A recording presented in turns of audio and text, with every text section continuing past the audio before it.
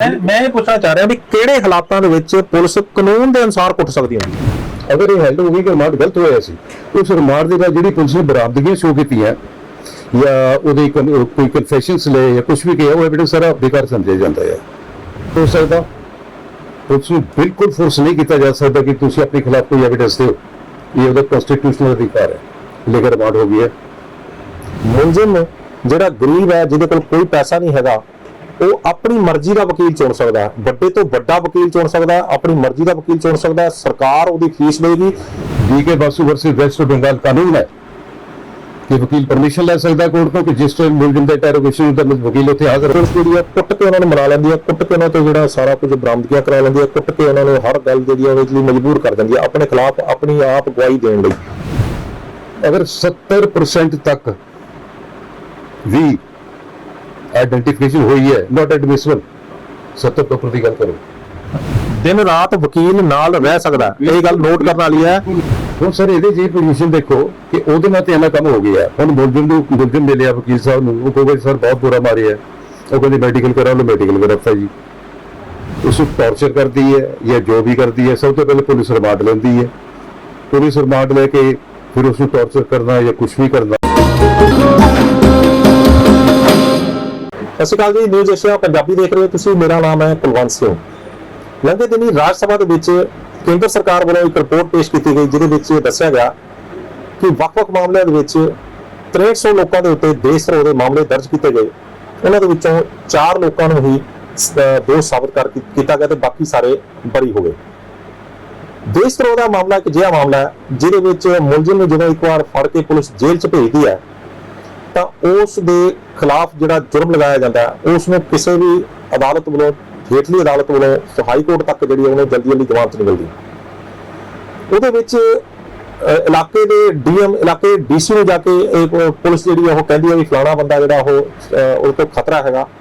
ਉਸ ਤੋਂ ਬਾਅਦ ਉਹਦੇ ਖਿਲਾਫ ਜਿਹੜੀ ਉਹ ਵਾਰੰਟ ਜਾਰੀ ਕੀਤਾ ਜਾਂਦਾ, ਉਹਦੇ ਫੜ ਕੇ ਉਹਨੂੰ ਅੰਦਰ ਕੀਤਾ ਜਾਂਦਾ, ਅਦਾਲਤ ਦੇ ਵਿੱਚ ਕੇਸ ਚੱਲਦਾ ਤੇ ਫਿਰ ਜਿਹੜੀਆਂ ਸਾਰੀਆਂ ਚੀਜ਼ਾਂ ਅੱਗੇ ਪ੍ਰੋਸੈਸ ਸ਼ੁਰੂ ਹੁੰਦਾ। ਜ਼ਮਾਨਤਾਂ ਜਿਹੜੀਆਂ ਨੇ ਉਹ ਅੱਗੇ ਚੱਲ ਕੇ ਜਲਦੀ ਨਹੀਂ ਹੁੰਦੀਆਂ। 6 ਮਹੀਨੇ ਸਾਲ ਦੀ ਜ਼ਮਾਨਤ ਨਾ ਹੋਈ ਤਾਂ ਉਹਨਾਂ ਨੂੰ ਉਹਨਾਂ ਸਮਾਂ ਦੇ ਵਿੱਚ ਜਿਹੜਾ ਉਹਨਾਂ ਨੂੰ ਜੇਲ੍ਹ 'ਚ ਬੇਕਸੂਰ ਭੁਗਤਣਾ ਪੈਂਦਾ। ਇਹ ਕੋਈ ਪਹਿਲਾ ਮਾਮਲਾ ਨਹੀਂ ਹੈ, ਇਹ ਕੋਈ ਦੇਸ਼ ਧਰੋਹ ਇੱਕ ਮਾਮਲਾ ਨਹੀਂ ਹੈ। ਇਹਦੇ ਵਿੱਚ ਬਲਾਤਕਾਰ, ਕਤਲ, ਡਕੈਤੀਆਂ, ਅਜੇ ਹੋਰ ਬਹੁਤ ਸਾਰੇ ਸੰਗੀਨ ਜੁਰਮ ਨੇ ਜਿਨ੍ਹਾਂ ਵਿੱਚ ਬੇਕਸੂਰ ਲੋਕਾਂ ਨੂੰ ਫੜ ਕੇ ਜੇਲ੍ਹਾਂ 'ਚ ਡੱਕਿਆ ਗਿਆ। ਪੁਲਿਸ ਦਾ ਜਿਹੜਾ ਜੇਕਰ ਆਪਾਂ ਸਜ਼ਾ ਦਿਵਾਉਣ ਦੀ ਦਰ ਅਗਰ ਦੇਖੀ ਜਾਵੇ ਤਾਂ ਉਹ 25 ਤੋਂ 30% ਹੁੰਦੀ ਹੈ।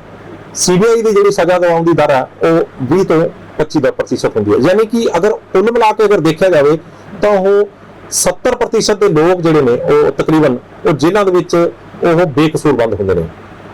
ਅਜਿਹੇ ਹਾਲਾਤਾਂ ਵਿੱਚ ਜਿਨ੍ਹਾਂ ਲੋਕਾਂ ਨੂੰ ਧੱਕੇ ਨਾਲ ਅੰਦਰ ਬੰਦ ਕਰਤਾ ਗਿਆ, ਲੋਕਾਂ ਨੂੰ ਧੱਕਾ ਉਹਨਾਂ ਨਾਲ ਕਰ ਦਿੱਤਾ ਗਿਆ, ਉਹਨਾਂ ਨੂੰ ਬਿਨਾਂ ਮਤਲਬ ਤੋਂ ਸਜ਼ਾਵਾਂ ਭੁਗਤਣੇ ਦੀਆਂ ਨੇ, ਉਹਨਾਂ ਦੇ ਕੀ ਅਧਿਕਾਰ ਨੇ?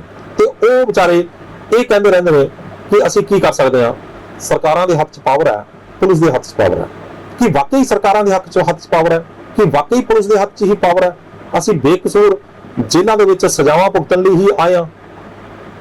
ਇਸ ਸੰਬੰਧ ਵਿੱਚ ਇਹਨਾਂ ਸਵਾਲਾਂ ਦੇ ਜਵਾਬ ਲੈਣ ਲਈ ਅੱਜ ਅਸੀਂ ਹਾਜ਼ਰ ਹੋਏ ਹਾਂ 47 ਸਾਲ ਦਾ ਤਜਰਬਾ, ਕ੍ਰਿਮੀਨਲ ਕੇਸਾਂ ਦਾ ਤਜਰਬਾ ਰੱਖਣ ਵਾਲੇ ਪ੍ਰਸਿੱਧ ਵਕੀਲ ਐਡਵੋਕੇਟ HV ਰਾਏ, ਜਿਨ੍ਹਾਂ ਨੇ ਮੈਂ ਤੁਹਾਨੂੰ ਇਹਨਾਂ ਦਾ ਥੋੜਾ ਵਿਸਥਾਰ ਦੱਸਦਾ। ਇਹਨਾਂ ਨੇ ਕੰਧਾਰ ਹਾਈਜੈਕਿੰਗ ਦਾ ਕੇਸ ਲੜਿਆ ਹੈ, ਇਹਨਾਂ ਨੇ ਇੱਕ ਪਾਕਿਸਤਾਨੀ ਜਾਸੂਸ ਦਾ ਕੇਸ ਲੜਿਆ, ਜਿਸ ਤਰ੍ਹਾਂ ਦਾ ਕੇਸ ਜਿਹੜਾ ਸੀ ਉਹ ਸਰਬਜੀਤ ਦੇ ਉੱਤੇ ਗਿਆ ਸੀ ਤੇ ਉਹਨਾਂ ਨੂੰ ਵੀ ਉੱਥੇ ਸਜ਼ਾ ਹੋਈ ਸੀ, ਉਹਨਾਂ ਦੇ ਕੇਸ ਵੀ ਲੜਿਆ। ਇਸ ਤੋਂ ਇਲਾਵਾ ਹੋਰ ਬਹੁਤ ਦਲੇਰ ਮਹਿੰਦੀ ਦਾ ਕੇਸ ਉਹਨਾਂ ਦੇ ਕੇਸ ਵਿੱਚ, ਉਹਨਾਂ ਦੇ ਸ਼ਮਸ਼ੇਰ ਮਹਿੰਦੀ, ਉਹਨਾਂ ਦਾ ਬੁਲਬੁਲ ਮਹਿਤਾ, ਉਹਨਾਂ ਦੇ ਨਾਲ ਵੀ ਉਹਨਾਂ ਦੇ ਵੀ ਕੇਸ ਇਹਨਾਂ ਲੜਿਆ।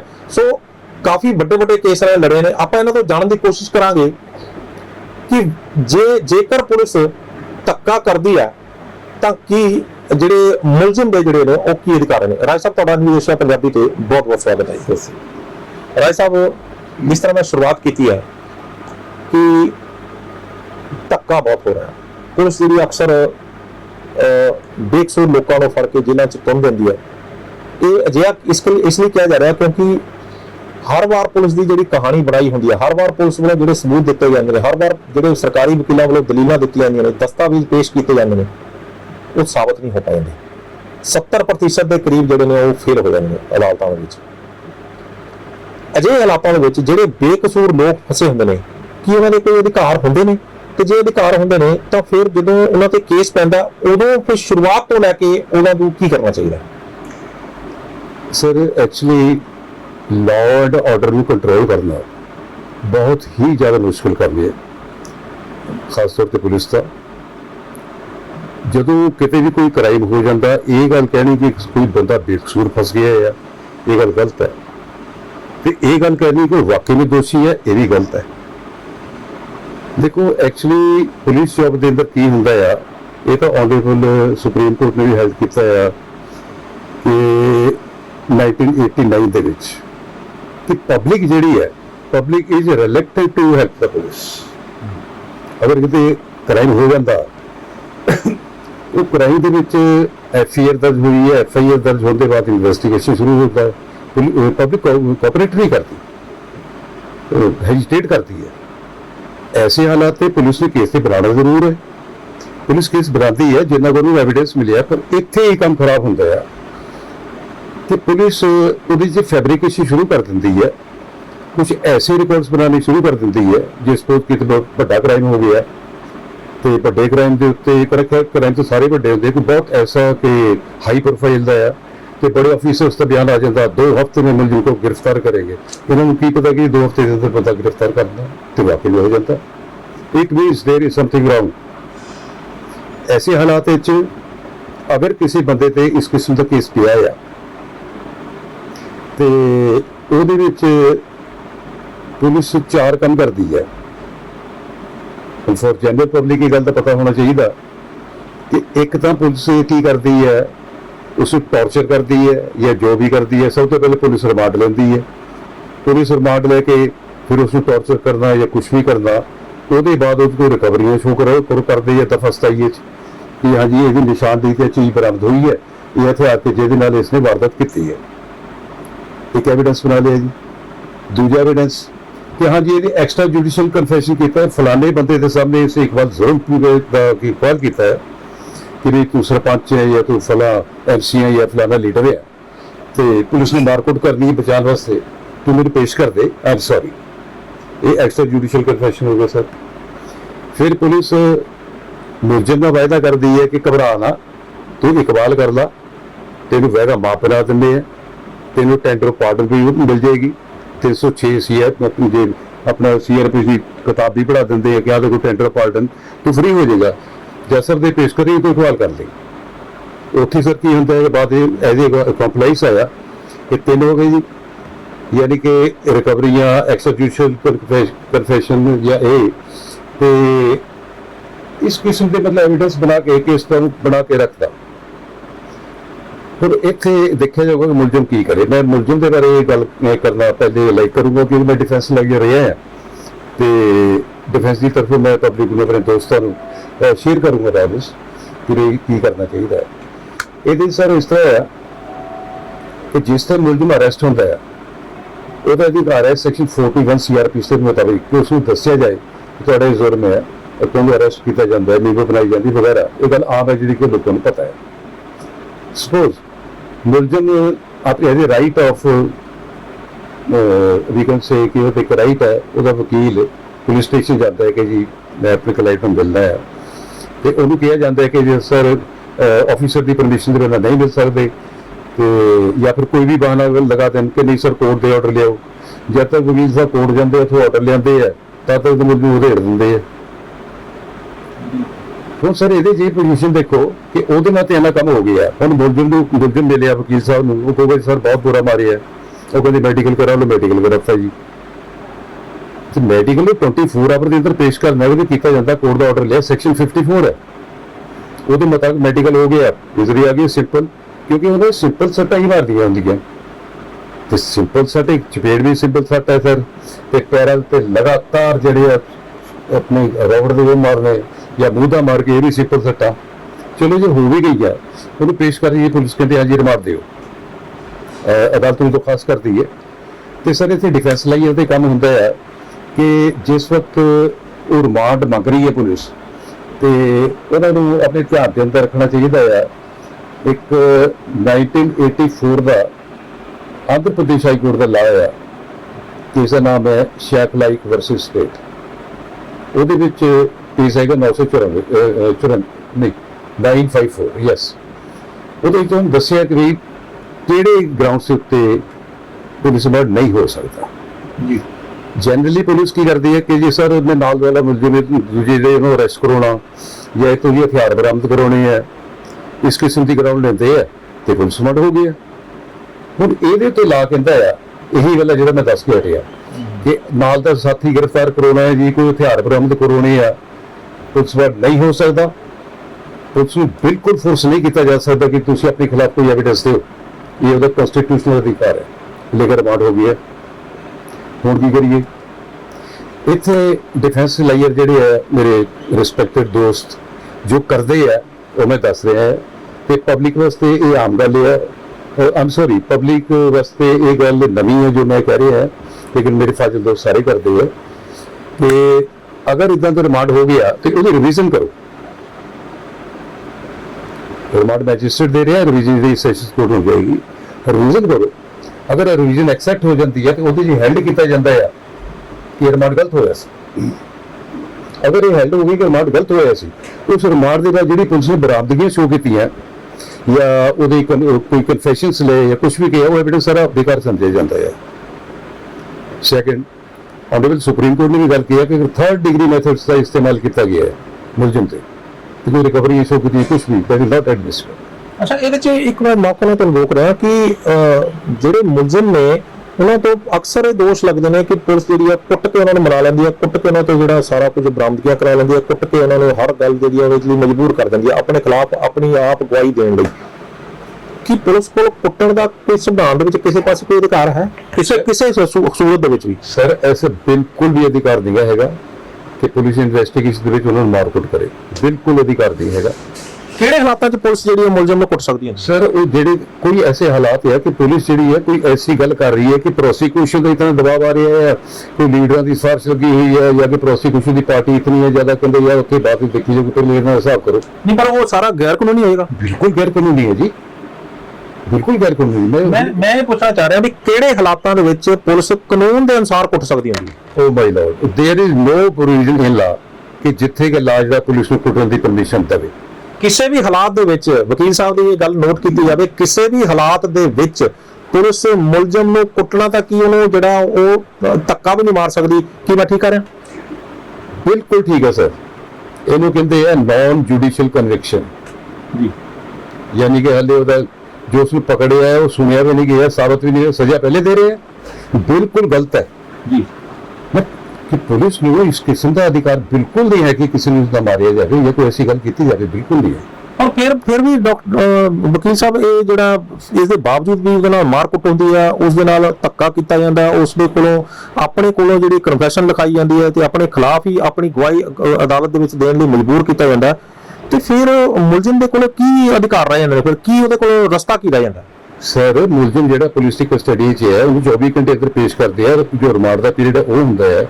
ਅਗਰ ਉਹਦੇ ਨਾਲ ਐਸੀ ਗੱਲ ਹੋ ਗਈ ਹੈ ਤੇ ਉਹਦੇ ਲਾਇਰ ਸਾਹਿਬਾਨ ਜੋ ਹੁੰਦੇ ਆ ਮੁਲਜ਼ਮ ਦੇ ਆਧਾਰ ਤੇ ਬਕਾਇਦਾ ਕੋਰਟ ਨੂੰ ਇੰਟੀਮੇਟ ਕਰ ਸਕਦੇ ਆ ਕਿ ਸਰ ਦਿਸ ਇਜ਼ ਹੈਪਨਡ। ਅਗਰ ਉਹਨਾਂ ਨੇ ਕੋਈ ਵੀ ਐਸਾ ਗਲਤ ਕੰਮ ਕੀਤਾ ਹੈ they can be ducked in the case. ਨਹੀਂ, ਪਰ ਗੱਲ ਇਹ ਹੈ ਕਿ ਅਕਸਰ ਜਿਹੜੇ ਆ ਉਹ ਵਕੀਲ ਸਾਹਿਬਾਨ ਅਦਾਲਤ ਦੇ ਵਿੱਚ ਦੱਸਦੇ ਵੀ ਨੇ ਕਿ ਇਹਦੇ ਨਾਲ ਇਹ ਧੱਕਾ ਹੋਇਆ, ਉਸ ਤੋਂ ਬਾਅਦ ਉਹਨੂੰ ਜਿਹੜਾ ਕਿਹਾ ਜਾਂਦਾ ਵੀ ਇਹਦਾ ਮੈਡੀਕਲ ਕਰਵਾ ਲਿਆ ਜਾਵੇ। ਮੈਡੀਕਲ ਦੇ ਵਿੱਚ ਜਿਹੜੀਆਂ ਨੇ ਉਹ ਸੱਟਾਂ ਸਿਰਫ ਤੇ ਸਿਰਫ ਬਲੰਟ ਹੀ ਨਿਕਲਦੀਆਂ ਨੇ, ਤੇ ਫਿਰ ਅੱਗੇ ਕੀ ਬਣਦਾ? ਸਰ ਉਹੀ ਗੱਲ ਹੈ ਕਿ ਅਗਰ ਐਸੀ ਗੱਲ ਹੈ ਕਿ ਮੈਡੀਕਲ ਗਲਤ ਹੈ, ਟੂ ਐਪਲੀਕੇਸ਼ਨ ਦਿਓ, ਬੋਰਡ ਆਫ ਡਾਕਟਰਸ ਨੂੰ ਬਿਠਾਓ, ਚੈੱਕ ਕਰਾਓ, ਦੈਟਸ ਆਲਟੋਗੇਦਰ ਡਿਫਰੈਂਟ ਥਿੰਗ। ਤੇ ਜੋ ਮੈਂ ਅਰਜ਼ ਕਰ ਰਿਹਾ ਸਰ ਕਿ ਜਦੋਂ ਮੁਲਜ਼ਮ ਅਰੈਸਟ ਹੁੰਦਾ ਆ, ਉਹਦੇ ਅਧਿਕਾਰਾਂ ਦੀ ਗੱਲ ਕੀਤੀ ਸੀ, ਥੋੜੇ ਜਿਹਾ ਮੈਂ ਅਰਜ਼ ਕਰਦਾ ਆ ਜੋ ਤੁਸੀਂ ਹੁਣੇ ਕਿਹਾ ਉਹਦੇ ਵੀ ਲਾਗੂ ਕਰਦਾ ਹੈ ਕਿ ਮੁਲਜ਼ਮ ਨੂੰ ਰਿਮਾਂਡ ਦਿੱਤਾ, ਮੁਲਜ਼ਮ ਨੂੰ ਲੈ ਗਏ, ਇਹ ਹੁਣ ਮੁਲਜ਼ਮ ਦਾ ਅਧਿਕਾਰ ਹੈ। ਡੀਕੇ ਬਾਸੂ ਵਰਸਸ ਵੈਸਟ ਬੰਗਾਲ ਕਾਨੂੰਨ ਹੈ ਕਿ ਵਕੀਲ ਪਰਮਿਸ਼ਨ ਲੈ ਸਕਦਾ ਕੋਰਟ ਤੋਂ ਕਿ ਜਿਸ ਟਾਈਮ ਮੁਲਜ਼ਮ ਦਾ ਇੰਟਰੋਗੇਸ਼ਨ ਹੁੰਦਾ ਵਕੀਲ ਉੱਥੇ ਹਾਜ਼ਰ ਹੋਵੇ। ਵਕੀਲ ਸਾਹਿਬ ਜਿਹੜਾ ਉਸ ਵੇਲੇ ਹਾਰਡ ਟਾਈਮ ਤੋਂ ਰਹਿ ਨਹੀਂ ਸਕਦਾ, ਕਿਉਂਕਿ ਉਹਨੇ ਜਦੋਂ ਇੰਟਰੋਗੇਸ਼ਨ ਕਰਨੀ ਹੈ ਉਹ ਤਾਂ ਫਿਰ ਉਹਨੂੰ 5 ਦਿਨ ਦਾ 7 ਦਿਨ ਦਾ ਰਿਮਾਂਡ ਜਿਹੜਾ ਦਿੱਤਾ ਜਾਂਦਾ, ਉਸ ਨੂੰ 7 ਦਿਨ ਰਾਤ ਤੱਕ ਵਕੀਲ ਨਾਲ ਨਹੀਂ ਰਹਿ ਸਕਦਾ। ਸਰ ਗੱਲ ਇਹ ਹੈ ਜੀ ਕਿ ਉਹਨਾਂ ਨੇ ਅਧਿਕਾਰ ਦੇ ਦਿੱਤਾ ਕਿ ਵਕੀਲ ਸਾਹਿਬ ਕੋਈ ਉੱਥੇ ਹਾਜ਼ਰ ਹੋਣਗੇ। ਅਗਰ ਇੱਕ ਵਕੀਲ ਨਹੀਂ ਰਹਿ ਸਕਦਾ, ਜੂਨੀਅਰ ਭੇਜ ਸਕਦਾ, ਦੂਜੇ ਭੇਜ ਸਕਦਾ, 7 ਦਿਨ ਉਹਦੇ ਨਾਲ ਰਹਿ ਸਕਦਾ ਹੈ ਦਿਨ ਰਾਤ। ਸਰ ਡੀਕੇ ਬਾਸੂ ਦੀ ਰੂਲਿੰਗ ਦੇ ਵਿੱਚ ਹੈਗਾ ਕਿ ਮੁਲਜ਼ਮ ਨੂੰ ਅਧਿਕਾਰ ਹੈ ਕਿ ਉਹ ਆਪਣੇ ਵਕੀਲ ਨੂੰ ਕਹੇ ਜੀ ਇੰਟਰੋਗੇਸ਼ਨ ਦੇ ਟਾਈਮ ਤੇ ਤੁਸੀਂ ਹਾਜ਼ਰ ਹੋਵੋਗੇ। ਦਿਨ ਰਾਤ ਵਕੀਲ ਨਾਲ ਰਹਿ ਸਕਦਾ, ਇਹ ਗੱਲ ਨੋਟ ਕਰਨ ਵਾਲੀ ਹੈ ਕਿ ਜੇਕਰ ਹੁੰਦੀ ਹੈ ਜੀ ਹੋਰਦਮ ਚ ਐਂਟਰੀ ਹੁੰਦੀ ਹੈ, ਵਕੀਲ ਸਾਹਿਬ ਦੇ ਸਾਈਨ ਹੁੰਦੇ ਆ ਬਕਾਇਦਾ। ਉਹਦੀ ਕਾਨੂੰਨ ਹੈ ਡੀਕੇ ਬਾਸੂ ਸਾਹਿਬ ਦਾ versus West Bengal 1966 supreme court.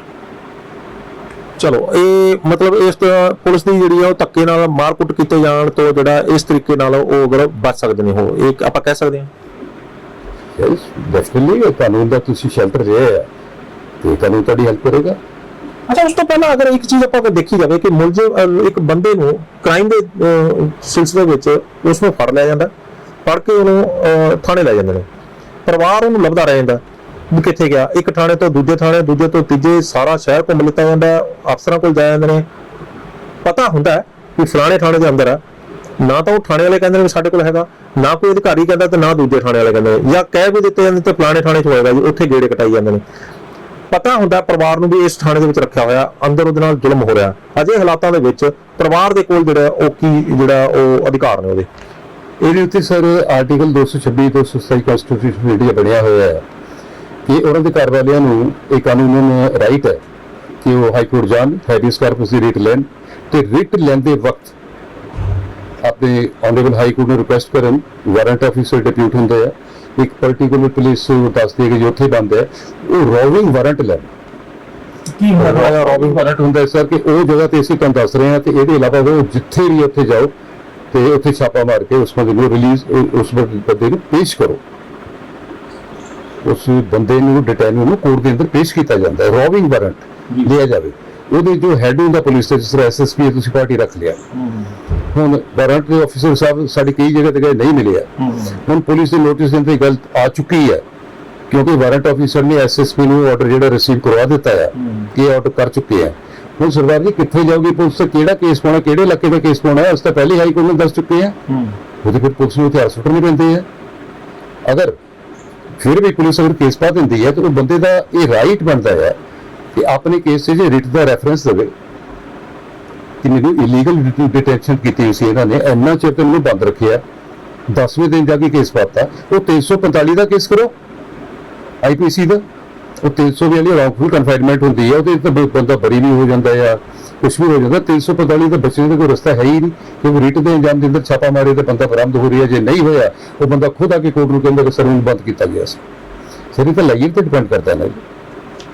So this is remedy available with the family members of the detenu of that person. ਹੁਣ ਉਹ ਬੰਦਾ ਦੇ ਹੋਰ ਕਾਫੀ ਅਧਿਕਾਰ ਬਣ ਜਾਂਦੇ ਹੈ ਕਿ ਐਜ਼ ਫॉर ਐਗਜ਼ਾਮਪਲ ਮੈਂ ਥੋੜਾ ਲਾਜ਼ਮ ਧਿਆਨ ਹੈ, ਇੱਕ ਐਫਆਈਆਰ ਦਰਜ ਹੋਈ ਹੈ, ਉਹਦੇ ਮੁਲਜ਼ਮ ਦਾ ਨਾਮ ਨਹੀਂ ਹੈਗਾ, ਸ਼ਨਾਖਤ ਦਿੱਤੀ ਗਈ ਹਾਂ ਜੀ ਉਹਦੀ ਉਮਰ ਕੋਈ 29 ਸਾਲ ਤੇ ਸੀ, ਸਰਦਾਰ ਸੀਗਾ ਜਾਂ ਕੁਝ ਵੀ ਦੱਸਣ, ਓਕੇ।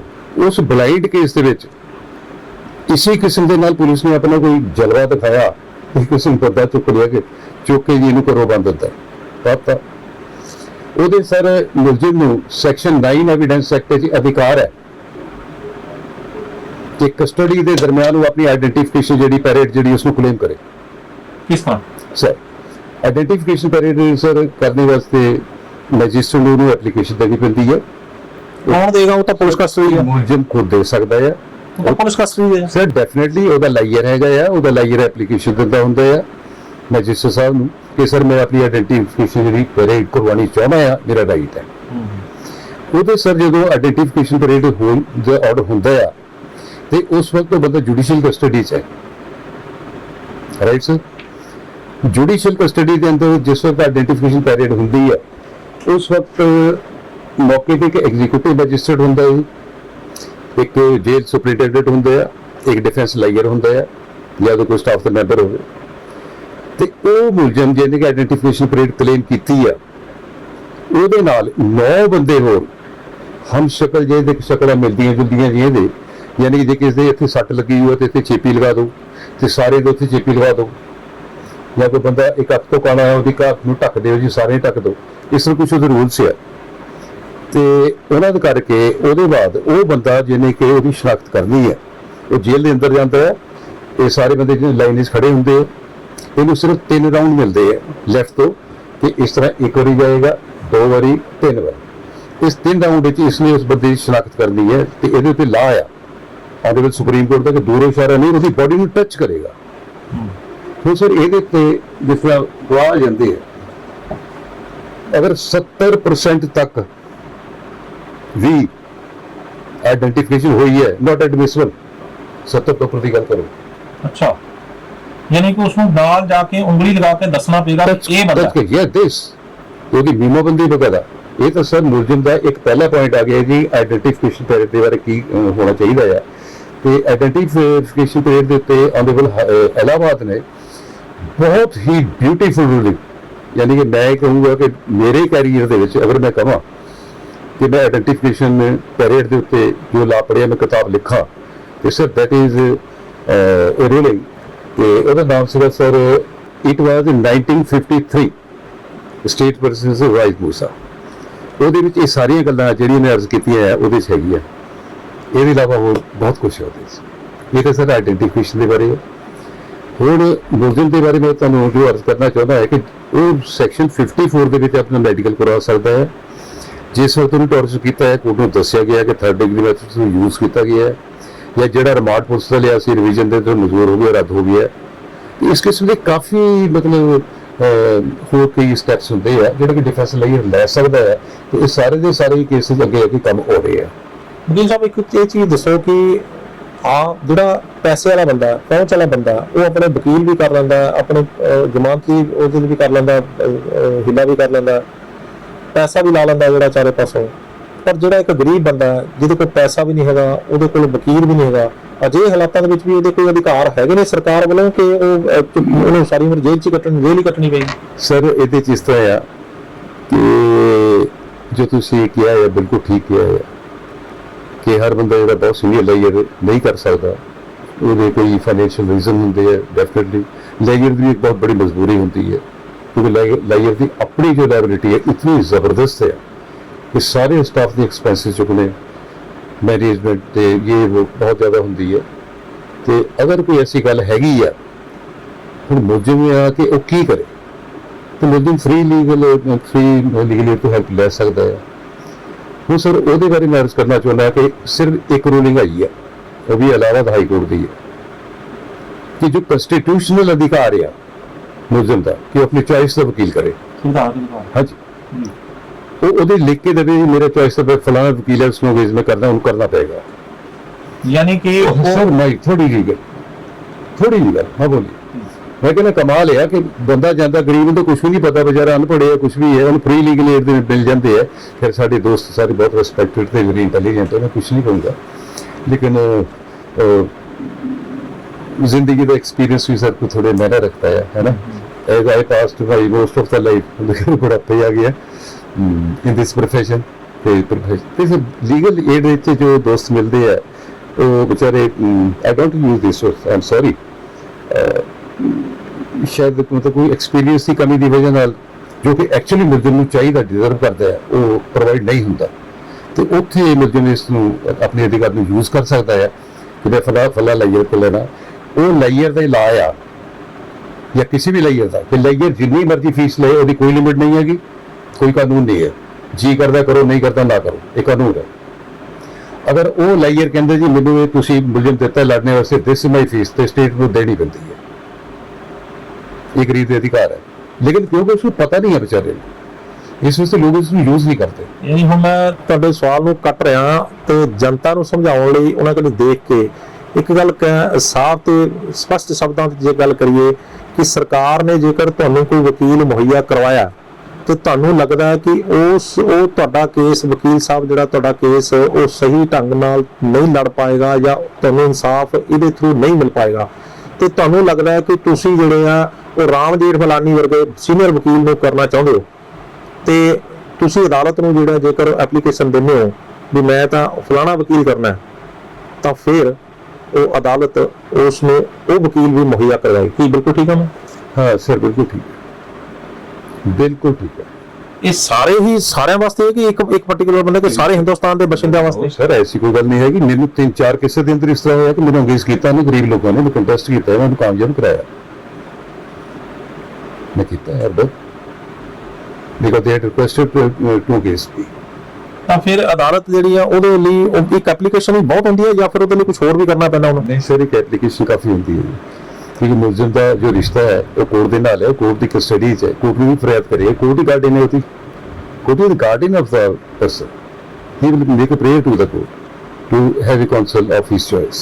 ਬਹੁਤ ਵੱਡੀ ਗੱਲ ਕੀਤੀ ਹੈ ਵਕੀਲ ਸਾਹਿਬ ਤੁਸੀਂ, ਕਿ ਮੈਨੂੰ ਲੱਗਦਾ ਕਿ ਮੇਰੇ ਮੁਤਾਬਕ, ਮੇਰੇ ਆਪਣੇ ਤਜਰਬੇ ਦੇ ਮੁਤਾਬਕ ਵੀ ਅੱਜ ਮੈਂ ਪਹਿਲੀ ਵਾਰ ਸੁਣ ਰਿਹਾ ਕਿ ਮੁਲਜ਼ਮ ਜਿਹੜਾ ਗਰੀਬ ਹੈ, ਜਿਹਦੇ ਕੋਲ ਕੋਈ ਪੈਸਾ ਨਹੀਂ ਹੈਗਾ, ਉਹ ਆਪਣੀ ਮਰਜ਼ੀ ਦਾ ਵਕੀਲ ਚੁਣ ਸਕਦਾ ਹੈ, ਵੱਡੇ ਤੋਂ ਵੱਡਾ ਵਕੀਲ ਚੁਣ ਸਕਦਾ ਹੈ, ਆਪਣੀ ਮਰਜ਼ੀ ਦਾ ਵਕੀਲ ਚੁਣ ਸਕਦਾ ਹੈ। ਸਰਕਾਰ ਉਹਦੀ ਫੀਸ ਦੇਗੀ, ਸਰਕਾਰ ਉਸ ਨੂੰ ਉਹ ਵਕੀਲ ਜਿਹੜਾ ਮੁਹੱਈਆ ਕਰਵਾਏਗੀ। ਬਹੁਤ ਵੱਡੀ ਗੱਲ ਹੈ। ਤੇ ਇਸ ਤੋਂ ਇਲਾਵਾ ਵਕੀਲ ਸਾਹਿਬ ਇਹ ਦੱਸੋ ਕਿ ਜਿਹੜੇ ਬੰਦੇ ਨੂੰ ਫੜ ਕੇ ਅੰਦਰ ਦੇ ਦਿੰਦੀ ਹੈ ਪੁਲਿਸ, ਜਦੋਂ ਉਹ ਪੁਲਿਸ ਦੇ ਕੀ ਉਸ ਨੂੰ ਜਦੋਂ ਉਹ ਧੱਕਾ ਹੁੰਦਾ ਹੈ ਤੇ ਜਦੋਂ ਉਹ ਚੀਜ਼ਾਂ ਜਿਹੜੀਆਂ ਨੇ ਉਹ ਉਹਦੇ ਬਾਵਜੂਦ ਵੀ ਅਦਾਲਤ ਦੇ ਵਿੱਚ ਪੇਸ਼ ਕਰਤਾ ਜਾਂਦਾ ਕਿ ਅਦਾਲਤ ਦੇ ਵਿੱਚ ਜਾ ਕੇ ਉਹ ਇਹ ਦੱਸੇਗਾ ਕਿ ਉਹ ਕਿਸ ਤਰ੍ਹਾਂ ਸਾਬਤ ਕਰ ਦੇਗਾ, ਕਿਸ ਤਰ੍ਹਾਂ ਮੰਨੀ ਜਾਏਗੀ ਉਹਦੀ ਗੱਲ ਨੂੰ ਕਿ ਉਹਦੇ ਨਾਲ ਜੋ ਕੁਝ ਵੀ ਹੈ ਉਹ ਕੁੱਟ ਕੇ ਜਾਂ ਧੱਕੇ ਨਾਲ ਮਨਾਇਆ ਗਿਆ ਸੀਗਾ? Sir, it depends on the facts of the case. ਇਹ ਮੁਲਜ਼ਮ ਦੇ ਨਾਲ ਅਗਰ ਐਸੀ ਕੋਈ ਗੱਲ ਹੋਈ ਹੈਗੀ ਆ ਤੇ ਉਹ ਕੋਰਟ ਨੂੰ ਐਪਲੀਕੇਸ਼ਨ ਦਿੰਦਾ ਹੈ ਕਿ ਮੇਰੇ ਨਾਲ ਇਹ ਸਭ ਕੁਝ ਹੋਇਆ ਜੀ। But it depends on the case how he will prove it. ਲੇਕਿਨ ਰਿਪੋਰਟ ਤੇ ਤਾਂ ਆ ਗਿਆ,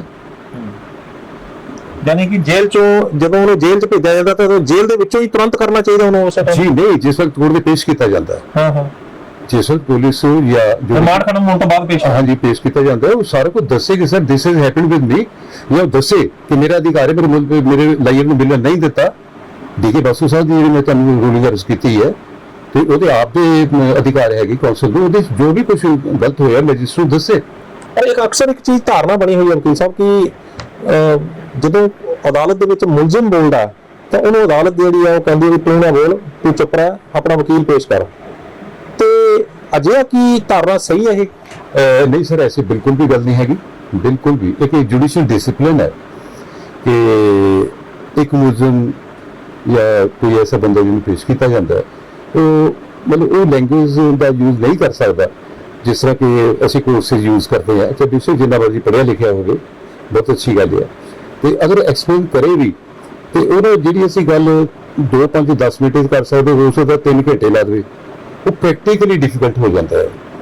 ਤੇ ਕੋਰਟ ਵਰਨਾ ਕਿਸੇ ਵੀ ਬੰਦੇ ਨੂੰ ਮਨਾ ਨਹੀਂ ਕਰਦੀ, ਨਾ ਕਰ ਸਕਦੀ ਹੈ ਕਿ ਜੇ ਤੁਸੀਂ ਆਪਣਾ ਕਿਸ ਨਾਲ ਨਾ ਲੜੋ, ਬਿਲਕੁਲ ਲੜ ਸਕਦੇ। ਆਪਣਾ ਕੇਸ ਕੋਈ ਵੀ ਬੰਦਾ, ਆਮ ਨਾਗਰਿਕ ਆਪ ਵੀ ਲੜ ਸਕਦਾ, ਬਿਲਕੁਲ ਲੜ ਸਕਦਾ ਜੀ, ਉਹਦਾ ਦੀ ਅਧਿਕਾਰ ਹੈ। ਲਾਇਰ ਨੂੰ ਅਗੇਂਸ ਕਰਨਾ ਪ੍ਰੈਫਰੈਂਸ ਹੈ, ਇੱਕ ਜੁਡੀਸ਼ੀਅਲ ਡਿਸਿਪਲਿਨ ਹੈ ਕਿ ਲਾਇਰ ਜਿਹੜਾ ਗੱਲ ਨੂੰ ਬੈਟਰ ਵੇ ਦੇ ਨਾਲ ਕੋਰਟ ਨੂੰ ਜਿਹੜਾ ਹੈ ਉਹ ਐਕਸਪਲੇਨ ਕਰਦਾ ਹੈ, ਲਾ ਦਾ ਰੈਫਰੈਂਸ ਦਿੰਦਾ ਹੈ, ਬੜੀ ਤਪੱਸਿਆ ਕੀਤੀ ਹੁੰਦੀ ਹੈ, ਜ਼ਿੰਦਗੀ ਗਾਲੀ ਹੁੰਦੀ ਹੈ। ਤੇ ਸਰ ਕੋਈ ਜੋ ਕੋਰਟ ਕਿਸੇ ਨੂੰ ਕਹੇ ਕਿ ਹਾਂਜੀ ਤੁਸੀਂ ਨਹੀਂ ਬੋਲ ਸਕਦੇ, ਆਪਣਾ ਵਕੀਲ ਲਿਆਓ, ਸਰ ਐਸੀ ਗੱਲ ਬਿਲਕੁਲ ਨਹੀਂ ਹੈਗੀ। ਅਗਰ ਉਹਦਾ ਵਕੀਲ ਹੈਗਾ ਆ ਤੇ ਉਹਦਾ ਵਕਾਲਤਨਾਮਾ ਰਿਕਾਰਡ ਹੁੰਦਾ ਹੈ, ਅਗਰ ਕੇਸ ਕਾਲ ਕੀਤਾ ਜਾਂਦਾ ਤੇ ਡੈਫੀਨਿਟਲੀ ਕੋਰਟ ਜਿਹੜੀ ਹੈ ਉਸ ਨੂੰ ਮੌਕਾ ਦਿੰਦੀ ਹੈ ਕਿ ਤੁਸੀਂ ਆਪਣੇ ਵਕੀਲ ਨੂੰ ਲੈ ਕੇ ਆਓ, ਤੇ ਵਕੀਲ ਨੂੰ ਜਾਣਾ ਪੈਂਦਾ ਹੈ। ਜੇ ਸਪੋਕ ਪਲੀਜ਼ ਥੋੜਾ ਜਿਹਾ ਅਗਰ ਸਪੋਕ ਵਕੀਲ ਹੈ ਹੀ ਨਹੀਂ, ਮੁਲਜ਼ਮ ਆਗੇ ਪੇਸ਼ ਕੀਤਾ, then it is a duty of the court ਕਿ ਉਸ ਨੂੰ ਲਾਇਰ ਜਿਹੜਾ ਪ੍ਰੋਵਾਈਡ ਕਰੇ ਤੇ ਉਹਦੇ ਵਾਸਤੇ ਫ੍ਰੀ ਲੀਗਲ ਏਡ ਬਣੇ ਹੋਏ ਆ।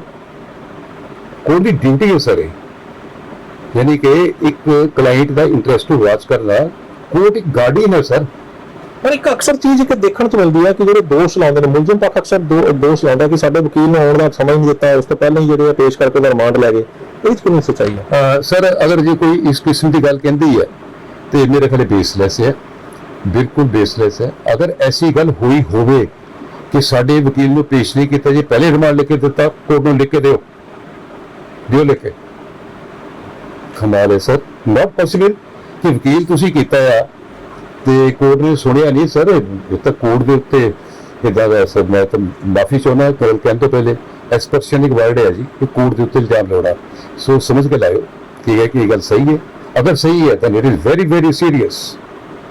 ਸਰ ਕੋਰਟ ਗਾਰਡੀਅਨ ਹੈ, ਕੋਰਟ ਇਦਾਂ ਕਰਦੀ ਨਹੀਂ ਹੈਗੀ, ਨੈਵਰ। ਲੇਕਿਨ ਅਗਰ ਬਾਈ ਚਾਂਸ ਐਸੇ ਹੋ ਗਿਆ ਕਿ ਉਹਦਾ ਤਾਂ ਰਿਮਾਂਡ ਹੋਣਾ ਹੀ ਹੋਣਾ ਸੀਗਾ, ਵਕੀਲ ਨੂੰ ਪਹਿਲੇ ਵੇਟ ਕਰੋ, ਸਰ ਕੋਰਟ ਵੇਟ ਕਰਦੀ ਹੈ। ਅਗਰ ਜੇ ਕੋਈ ਐਸੀ ਗੱਲ ਹੋ ਗਈ, ਧੱਕਾ ਹੋ ਗਿਆ, ਗਲਤ ਹੋ ਗਿਆ, ਰਿਮਾਂਡ ਨਹੀਂ ਹੋਣਾ ਸੀ, ਸਰ ਰਿਵੀਜ਼ਨ ਕਰੋ। ਮੈਂ ਪਹਿਲੇ ਅਰਜ਼ ਕੀਤੀ ਹੈ। ਆਪ ਇਹ ਗੱਲਾਂ ਵੱਲ ਧਿਆਨ ਦੇਣ ਦੀ ਬਜਾਏ ਸਾਨੂੰ ਚਾਹੀਦਾ ਆ ਆਪਣੀ ਕੁਆਲਿਟੀ ਨੂੰ ਯੂਜ਼ ਕਰੋ। ਉਹ ਰਿਮਾਂਡ ਲੈ ਗਈ ਹੈ, ਗਲਤ ਲਈ ਰਿਵੀਜ਼ਨ ਫਾਈਲ ਕਰੋ, ਜੋ ਮਰਜ਼ੀ ਪੁਲਿਸ ਬਰਾਮਦ ਕਰੇ, ਜੋ ਮਰਜ਼ੀ ਸ਼ੋ ਕਰੇ, एक्स्ट्रा जुडिशियल कन्फेशन बना दो, दफा से भी रिकवरी बना दो, सब बेकार होंगे, एडमिसिबल नहीं। अगर रिवीजन की थी तो रिवीजन कामयाब होगी। It's not a mockery, it's a criminal law. Criminal law sir दो मुंह की तलवार होंगी है, दोनों पासे कट सकती है, यानी कि अग ना खेलना क्रिमिनल लॉ इतनी इंटरेस्टिंग सब्जेक्ट है।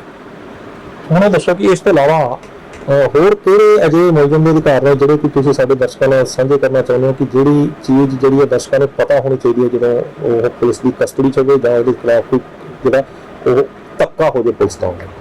ਸਰ ਮੈਂ ਕਰੀਬ ਜਿੰਨਾ ਪੋਸੀਬਲ ਹੈ ਥੋੜੀ ਟਾਈਮ ਦੇ ਵਿੱਚ ਮੈਂ ਉਹ ਅਰਜ਼ ਕਰਤੀ ਹੈ, ਲੇਕਿਨ it is such a big subject ਕਿ if we pass for couple of hours बहुत ज़्यादा घंटे गल करिए तो बात भी सब खत्म नहीं होता, तो प्रैक्टिकली नॉट पॉसिबल। ਸੋ ਰਾਏ ਸਾਹਿਬ ਤੁਹਾਡਾ ਨਿਊਜ਼ ਏਸ਼ੀਆ ਪੰਜਾਬੀ ਨਾਲ ਗੱਲਬਾਤ ਕਰਨ ਲਈ ਬਹੁਤ ਬਹੁਤ ਧੰਨਵਾਦ। Thank you very much sir. So ਸਨ advocate senior advocate H V. Rai ਜਿਨ੍ਹਾਂ ਨੇ ਬੜੀ ਵੱਡਮੁੱਲੀ ਜਾਣਕਾਰੀ ਦਿੱਤੀ ਹੈ, ਸਾਨੂੰ ਇਹ ਦੱਸਿਆ ਕਿ ਜਦੋਂ ਸਾਡੇ ਨਾਲ ਪੁਲਿਸ ਜੇ ਕਦੇ ਧੱਕਾ ਕਰਦੀ ਹੈ, ਧੱਕੇ ਨਾਲ ਕੋਈ ਕੇਸ ਪਾ ਦਿੰਦੀ ਹੈ, ਸਾਨੂੰ ਧੱਕੇ ਨਾਲ ਪੁਲਿਸ ਚੁੱਕ ਕੇ ਲਿਜਾ ਕੇ ਥਾਣੇ ਲੈ ਜਾਂਦੀ ਹੈ, ਉੱਥੇ ਟੌਰਚਰ ਕਰਦੀ ਹੈ, ਸਾਡੇ ਪਰਿਵਾਰ ਨੂੰ ਪਤਾ ਨਹੀਂ ਲੱਗਣ ਦਿੰਦੀ। ਤੇ ਜੇਕਰ ਗਰੀਬ ਬੰਦਾ ਉਹਦੇ ਕੋਲ ਕੋਈ ਵਕੀਲ ਕਰਨ ਦੇ ਕੋਈ ਪੈਸੇ ਨਹੀਂ ਹੈਗੇ ਤੇ ਉਸ ਨੂੰ ਜੇਕਰ ਅਦਾਲਤ ਵੱਲੋਂ ਕੋਈ ਵਕੀਲ ਮੁਹੱਈਆ ਕਰਵਾਇਆ ਜਾਂਦਾ ਤੇ ਉਹ ਜੇਕਰ ਮੁਲਜ਼ਮ ਪੱਖ ਦੀ ਜਿਹੜੇ ਪੀੜਤ ਪੱਖ ਦੀ ਕੋਈ ਤਸੱਲੀ ਨਹੀਂ ਹੁੰਦੀ ਤਾਂ ਉਹ ਆਪਣੀ ਮਰਜ਼ੀ ਦਾ ਵਕੀਲ ਵੀ ਜਿਹੜਾ ਉਹ ਅਦਾਲਤ ਨੂੰ ਬੇਨਤੀ ਕਰ ਸਕਦਾ ਵੀ ਮੈਨੇ ਫਲਾਣੇ ਵਕੀਲ ਤੋਂ ਜਿਹੜਾ ਆਪਣਾ ਕੇਸ ਲੜਵਾਉਣਾ, ਤੇ ਅਦਾਲਤ ਉਸ ਦੀ ਗੱਲ ਨੂੰ ਮੰਨ ਕੇ ਸਰਕਾਰ ਉਹਦੀ ਫੀਸ ਦਿੰਦੀ ਹੈ ਵਕੀਲ ਦੀ ਤੇ ਜਿਹੜਾ ਅਦਾਲਤ ਉਸ ਨੂੰ ਉਹੀ ਵਕੀਲ ਮੁਹੱਈਆ ਕਰਾਉਂਦੀ ਹੈ ਜਿਹੜੇ ਵਕੀਲ ਤੇ ਉਸ ਨੂੰ ਭਰੋਸਾ ਹੁੰਦਾ। ਸੋ ਤੁਹਾਨੂੰ ਇਹ ਗੱਲਬਾਤ ਕਿਵੇਂ ਲੱਗੀ? ਆਪਣੀ ਰਾਏ ਸਾਨੂੰ ਸਾਡੇ ਕਮੈਂਟ ਬਾਕਸ 'ਚ ਜ਼ਰੂਰ ਦੇਣਾ। ਜੇ ਵੀਡੀਓ ਚੰਗੀ ਲੱਗੀ ਹੈ ਤਾਂ ਇਸ ਨੂੰ ਲਾਈਕ ਤੇ ਸ਼ੇਅਰ ਜ਼ਰੂਰ ਕਰ ਦਿਓ। ਸਾਡੇ ਚੈਨਲ ਨੂੰ ਸਬਸਕ੍ਰਾਈਬ ਜ਼ਰੂਰ ਕਰਿਓ। ਅਗਲੀ ਵਾਰ ਫਿਰ ਹਾਜ਼ਰ ਹੋਵਾਂਗੇ ਇੱਕ ਨਵੇਂ ਮੁੱਦੇ ਇੱਕ ਨਵੇਂ ਮਹਿਮਾਨ ਦੇ ਨਾਲ। ਉਦੋਂ ਤੱਕ ਮੈਨੂੰ ਦਿਓ ਇਜਾਜ਼ਤ। ਧੰਨਵਾਦ।